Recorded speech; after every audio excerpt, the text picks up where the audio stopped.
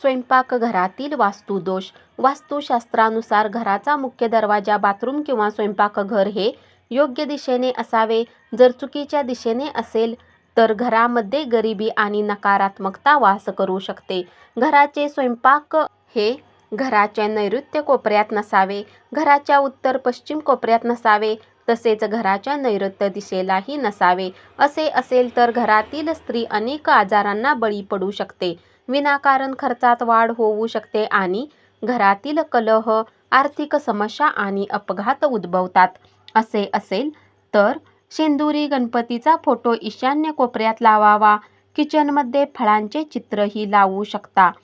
यज्ञ करणाऱ्या ऋषींची चित्रे अग्निकोनात म्हणजे पूर्व आणि दक्षिण दिशेला लावावीत.